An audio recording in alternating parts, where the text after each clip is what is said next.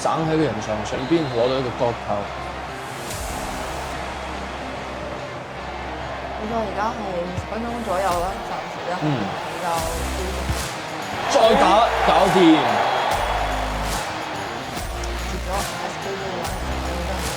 係嘅。SKG 呢邊一球領先，都係好急啊！我哋咁樣嚟講，其實係做防守咯，只係9-9而家係想揾機會嘅突破。係入到禁區啦，呢邊又係再省開個角度，再射搞掂。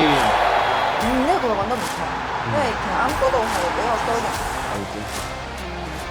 而家係9-9嘅位置。